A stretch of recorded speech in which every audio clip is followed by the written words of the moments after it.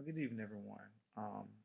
This week's reading definitely brought forth new insight into a different area in student affairs that I'd never really divulged into, which are the professional organizations. And going into now my second year as grad student, now more so than ever, I'm looking at these professional organizations because these are now the organizations that I will be, more inclined to join, if not already members of, but also thinking about how their philosophies, as Tamara mentioned, kind of align with mine, and how, if they don't, will I feel like I fit in what I'm doing.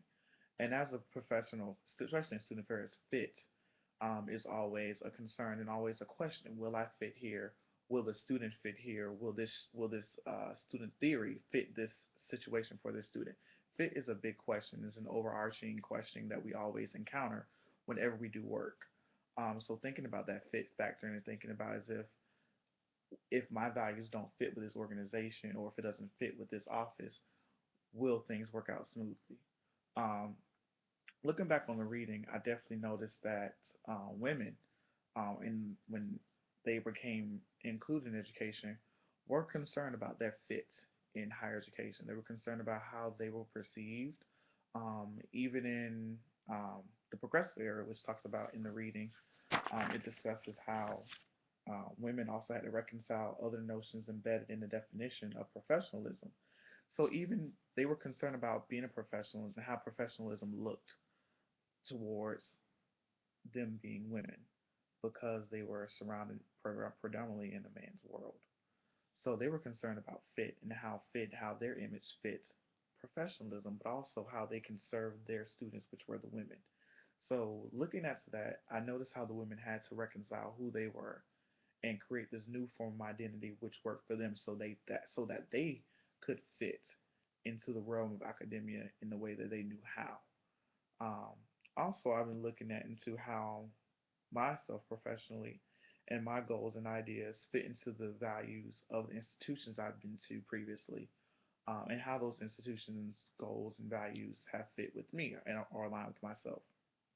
Definitely working in student conduct has given me a new lens into the student affairs world, because I've always assumed that students were on their best behavior in college. I didn't think there were academic problems or disciplinary issues.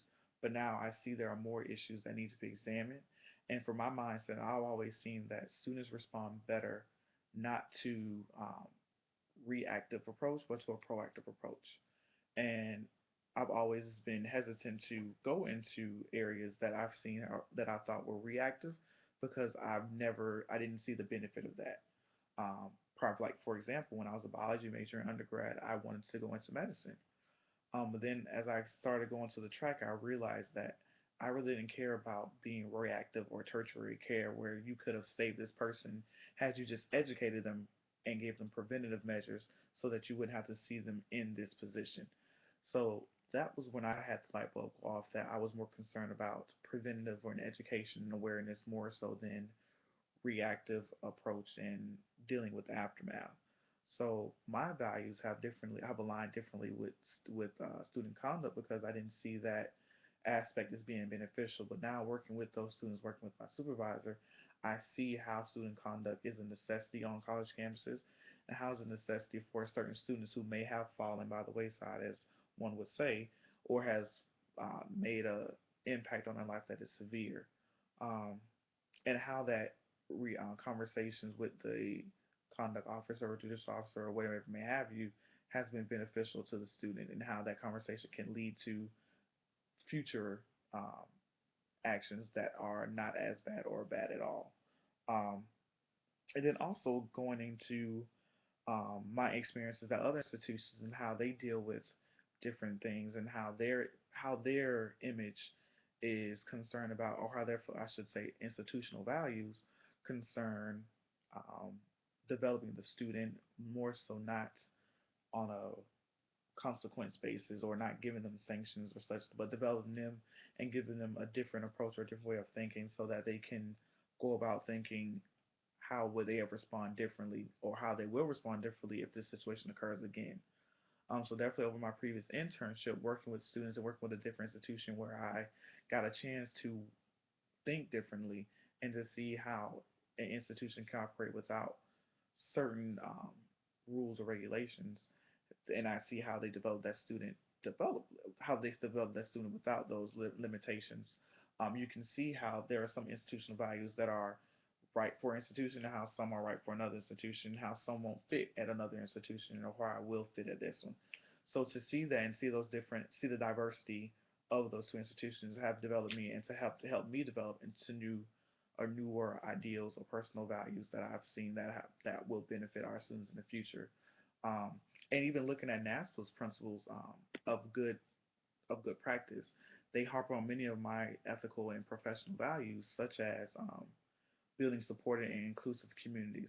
It is so important that we have inclusivity in our students, in our schools, and in our institutions because no student wants to feel like they're left out.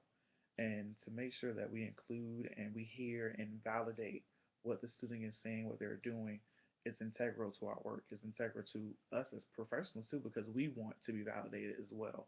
But the work that we do and our validation comes from the students, either graduation retention or whatever may have you. That's our validation to let us know that we're doing what we're supposed to be doing. Um, Also uses resources effectively to achieve institutional mission goals.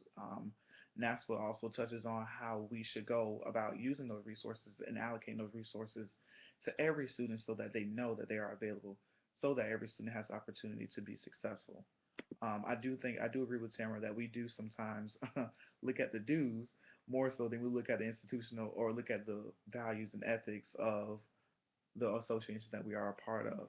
And I do think that now going into our last year in graduate school, that is something we should really look into and start being more cognizant of and notice that, okay, will I fit or will I be a great contribution to this institution or to this association if I don't align with some of the things they're saying?